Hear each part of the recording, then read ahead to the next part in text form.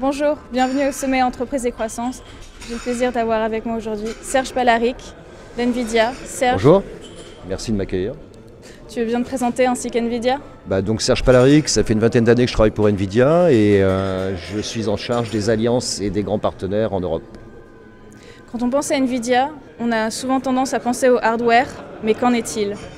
C'est une très bonne question, c'est vrai qu'NVIDIA, par historique, a toujours été assimilé à du hardware. Aujourd'hui, NVIDIA est une société en pleine transformation depuis quelques années, puisque une grande partie de nos ingénieurs développent des logiciels, des softwares, pour aider les développeurs à faire leurs propres applications. On n'a pas la prétention de faire les applications pour les développeurs, mais on a la prétention de leur amener les briques nécessaires pour construire leurs applications dans différents domaines, comme le calcul, comme bien entendu ce qui nous intéresse aujourd'hui, l'IA générative.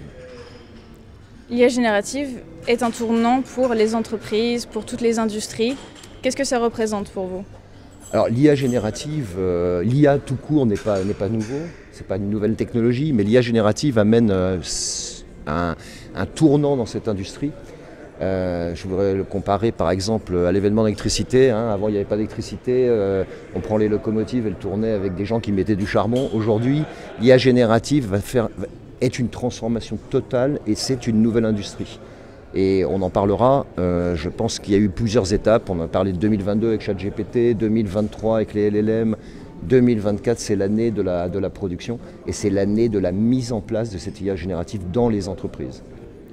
Dans cette mise en place qui intéresse profondément les dirigeants, est-ce que tu as un conseil? Je pense qu'il faut surtout se poser les bonnes questions au départ. C'est-à-dire, qu'est-ce que je veux faire en fait finalement? Où l'IA générative va pouvoir m'aider? Qu'est-ce que je veux en sortir pour mon entreprise? Et je dirais la réflexion se fait à différents niveaux. Elle se fait au niveau du COMEX, elle se fait au niveau des CEO, des CFO, des CTO, parce que tout ça vient s'imbriquer l'un dans l'autre. Il faut travailler effectivement avec les développeurs ou les data scientists, mais il ne faut pas aussi oublier l'IT, parce qu'à un moment donné, il faut bien faire cette implémentation, qu'elle soit hardware, software, comme tu en as parlé. Pour embarquer en fait tous les collaborateurs de l'entreprise dans ces processus? Oui, c'est un vrai projet parce que en fait, quand on regarde les entreprises aujourd'hui, ce qui fait la force d'une entreprise, c'est son historique, c'est ses données et comment, grâce à l'intelligence artificielle générative, ces données deviennent une intelligence pour l'entreprise. Ça, c'est très très important. Quand on a des dizaines d'années d'ancienneté pour une entreprise et qu'on a cumulé toutes ces données, pourquoi ne pas les utiliser ? Est-ce que dans une certaine mesure, ces modèles d'IA peuvent devenir les mémoires des entreprises? Alors dans une certaine mesure, je pense encore une fois que ces modèles d'IA, ils sont développés en fonction d'un but bien précis dans l'entreprise. Beaucoup de gens disent oui, mais demain on n'aura plus de développeurs, c'est complètement faux. Je veux dire, il y aura toujours des développeurs, mais par contre ce qu'on va demander aux développeurs, c'est de faire d'autres choses. Au lieu d'écrire un code de A à Z et de passer beaucoup de temps, on va peut-être demander à une IA de générer le code et donc d'avoir l'intelligence du développeur ou du data scientist pour fine-tuner le code, pour faire d'autres choses. Et ça, c'est super important pour une entreprise. Et aucune industrie ne sera épargnée? Aucune industrie ne sera épargnée, c'est une révolution industrielle, on va dire. Aucune industrie va être épargnée. Il y a des industries qui sont un peu plus en avance que d'autres. Je pense au healthcare, par exemple, au médical, la recherche sur des molécules, etc. On l'a bien vu pendant le Covid, malheureusement, que grâce à l'intelligence artificielle, on a pu découvrir des molécules pour aller plus vite dans les nouveaux vaccins. Est-ce qu'il y a un cas d'usage que vous regardez avec attention en ce moment?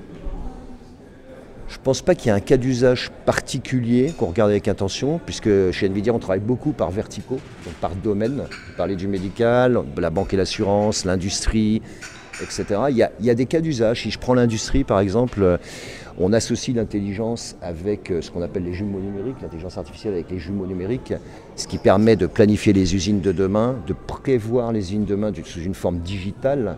Parce que quand on a développé une usine et qu'on l'a implémentée, pour la changer, ça devient compliqué et ça coûte beaucoup d'argent. Donc l'intelligence artificielle va aider à faire ça en temps réel sur cette implémentation. Il y a d'autres cas d'usage qui sont par exemple tout ce qui est prévision météorologique. Si on est capable aujourd'hui, et c'est ce qu'on fait chez NVIDIA, on a fait un jumeau numérique de la Terre pour pouvoir en fait planifier et regarder quel est l'impact ou quels seraient les impacts sur la population, sur l'environnement d'un ouragan qui irait de tel point à tel point. Alors, on va dire ça. Entre guillemets, ça existe depuis longtemps, oui. Sauf que là, on va le faire en temps réel. C'est-à-dire qu'on va changer les paramètres en temps réel de l'ouragan. Et on va dire, tiens, s'il passe dans tel endroit, qu'est-ce qui se passe? S'il passe à tel endroit, qu'est-ce qui se passe? Donc en fait, pour aider l'humain, l'intelligence artificielle ou l'intelligence générative n'est pas là pour remplacer l'humain. Elle est là pour l'enlever de tâches fastidieuses d'un côté, et aussi pour l'aider à aller plus vite dans d'autres tâches. Et donc la prévention, par exemple, de ce que je disais, du temps, des ouragans, des choses comme ça, ça fait partie aussi de notre environnement. Pour l'augmenter et devenir un outil d'aide à la décision. Exactement. Pour conclure, as-tu un petit teasing sur l'actualité d'NVIDIA? Le teasing, il a été fait la semaine dernière. Il y a eu la GPU Technology Conference à Santa Clara où je pense qu'il y avait à peu près 20 000 personnes sur site avec un keynote de notre CEO Jensen Huang et beaucoup d'annonces, que ce soit d'un niveau hardware, on va l'appeler comme ça, même si ça, c'est la base, mais beaucoup d'annonces sur du logiciel et ce qu'on appelle les NIM, NVIDIA Inference Model.